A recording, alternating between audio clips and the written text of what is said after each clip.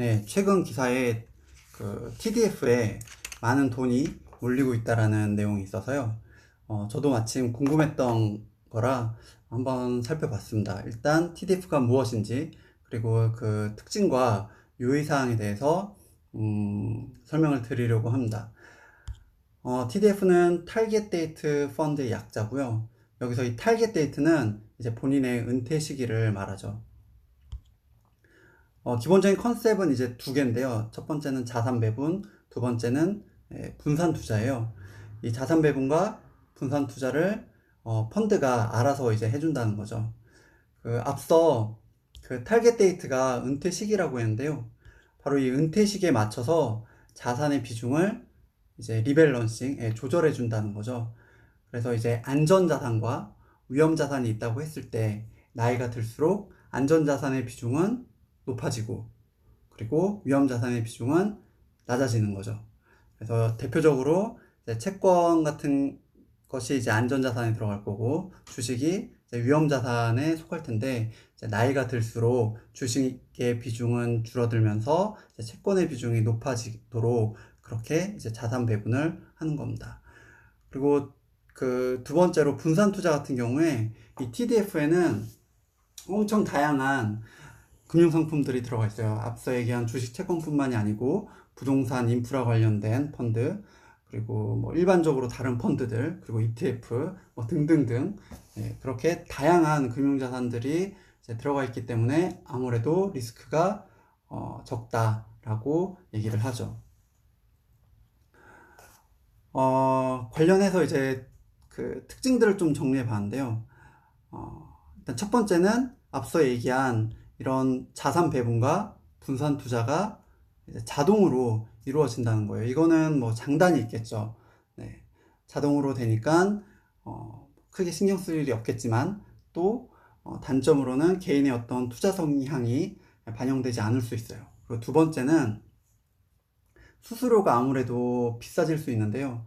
이제 앞에 보면은 그 분산 투자 안에 이제 펀드가 있는데, 펀드의 펀드다 보니까 이제 수수료가 조금 더 많이, 그러니까 일종의 뭐 재간접 펀드니까 수수료가 좀 더 많이 부과가 될 수 있습니다.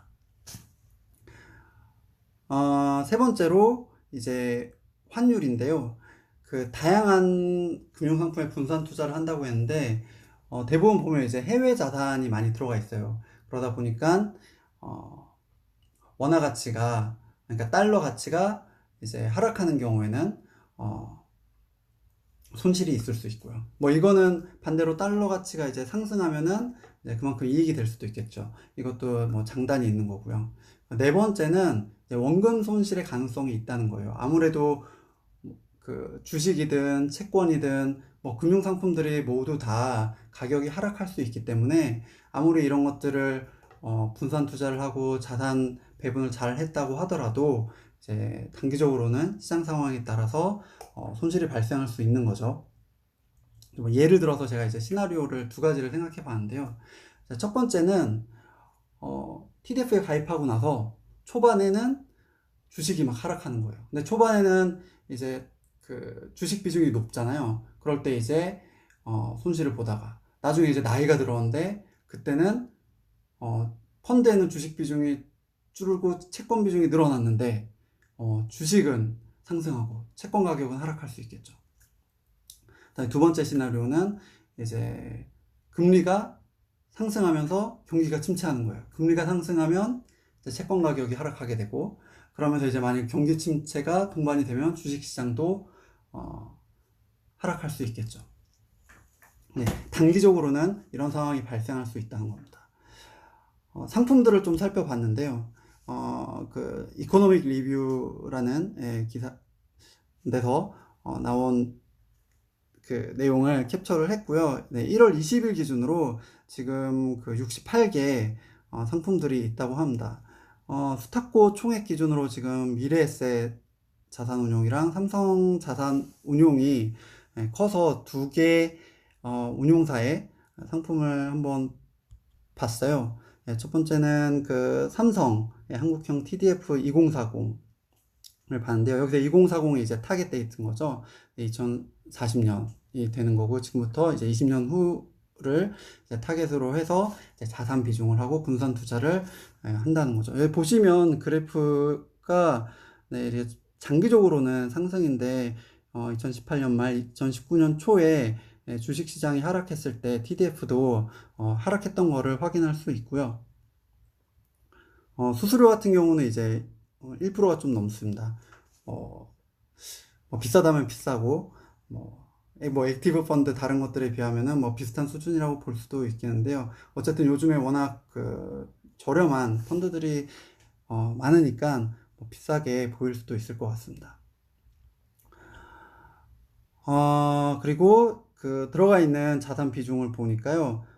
초록색이 이제 펀드인데, 이처럼 이제 펀드인 이제 형식인 거죠. 지금 ETDF 같은 경우는. 그리고 안에 들어가 있는 보유 주식들을 보면은 대부분 앞서 얘기 드렸던 것처럼 이제 해외 자산들이 많이 있는 것을 확인할 수 있고요. 이거는 이제 미래셋 전략 배분 TDF 2040인데요. 네, 이것도 2040년을 타겟으로 하고 있고요. 보시면 네, 중간에 2018년 말 2019년 초에 마찬가지로 이제 하락했던 거를 확인할 수 있고요. 만약 이때 단기적으로 들어갔다고 하면은 손실을 볼 수도 있겠죠. 그리고 수수료 같은 경우는 네, 앞서 본 것보다 조금 더 저렴하고요. 자산 비중을 보면 네, 수수료가 적은 거랑 관련이 있을 수도 있을 것 같은데 펀드 비중이 조금 적죠. 그리고 보유 주식들은 이제 네, 여기 나오는 금융상품들을 보유를 하고 있고요. 네, 결론은 이렇습니다.